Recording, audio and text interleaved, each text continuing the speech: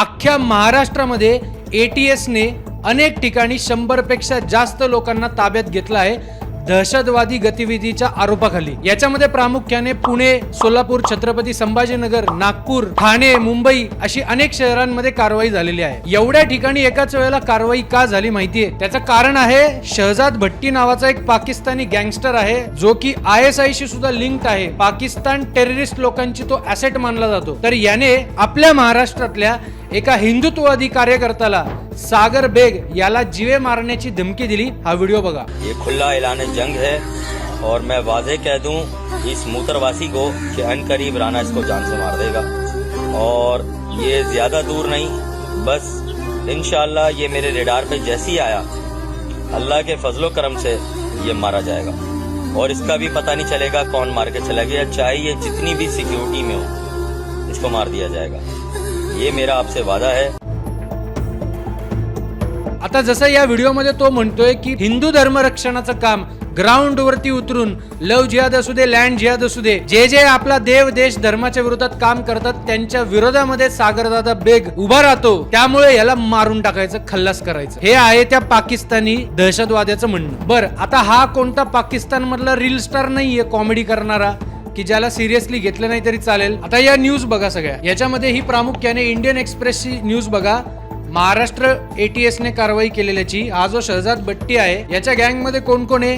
Pakistan based gangster Shahzad भट्टी, अमजल गुज्जर, अभित जाट, राणा हुसेन, अब्दुल मेनन, फारुख खोकार, जफर सुपारी, Shani tiger, Shaikh Salman, Sarfaraz डोंगर, जोरान सिंग, अबू मुसा, मुन्ना झिंगडा, सईद हुसेन आणि याच्यामध्ये दाऊद इब्राहिमच्या गँगशी पण संबंध आहे असं दिसून येतं। याला सिरियसली घेण्याची काय गरज आहे? कारण की हा पाकिस्तानमध्ये बसून भारतामध्ये नेटवर्क चालवतो। दुसरी महत्वाची गोष्ट म्हणजे हे बघा, सकाळ न्यूजची बातमी आहे, आपल्या सोलापूर जिल्ह्यामध्ये बार्शीमध्ये एक संस्था बनवण्यात येते। त्या संस्थेच्या माध्यमातून तब्बल 10 कोटी रुपयांची देणगी गोळा करण्यात येते।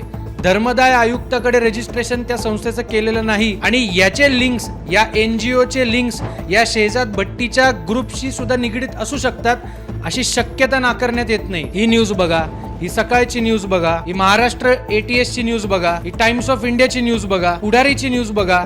मला प्रश्न पडला आहे, सागरदादा बेग यांनी महाराष्ट्र पोलीस प्रशासनाला विनंती केली होती की त्याच्या जीवाला धोका आहे, त्यांच्या घरावरती 2 लहान मुलांनी येऊन रेकी सुद्धा करण्यात आली होती आणि ही गोष्ट त्यांनी पोलीस प्रशासनाला सांगितली की मला प्रोटेक्शन द्या, माझ्या भावाला सुद्धा प्रोटेक्शन द्या, त्यांचा अख्खा कुटुंबाचा जीव धोक्यात आहे। एक हिंदुत्ववादी कार्यकर्ता धर्मरक्षणाचं काम करतो आणि त्याच्या फॅमिली जर धोक्यात असेल तर कोणी धर्मरक्षण करण्यासाठी उभं राहील का? याचा विचार आपण सर्वांनी करणं गरजेचं आहे। मी महाराष्ट्र सरकारला विनंती करतो, ATSच्या माध्यमातून एवढ्या सगळ्या न्यूज येत आहेत, 100 ठिकाणी रेड होत आहेत, खूप चांगली कारवाई आपण करत आहात, पण याच्याच बरोबरीने आपण सागरदादा बेग यांना पोलीस प्रोटेक्शन त्यांच्या कुटुंबासकट देणं तेवढंच गरजेचं आहे। जर आपण आपल्या लोकांच्या मागे जर उभं राहिलो नाही, हे दहशतवादी लोक येऊन बॉम्बस्फोट करण्याची धमकी देतात। आपल्या देशाच्या सोलापूर जिल्ह्यामध्ये, अहिल्यानगर जिल्ह्यामध्ये ही 100 पेक्षा जास्त लोक यांच्याशी लिंक्ड आहेत। आपला देव देश धर्म सुरक्षित राहील का याचा विचार प्रशासकीय अधिकाऱ्यांनी नक्की करावा, मी त्यांना हात जोडून विनंती करतो आणि मी सर्व हिंदू समाजातल्या लोकांना विनंती करतो, देव देश धर्मासाठी ग्राउंडवर येऊन काम करणारी ही जी लोक आहेत यांच्या मागे खंबीरपणे उभे राहा, तरच आपली भारतीय संस्कृती परंपरा पुढे वाचणार आहे, टिकणार आहे। नाहीतर भारताचा गजवाये हिंद व्हायला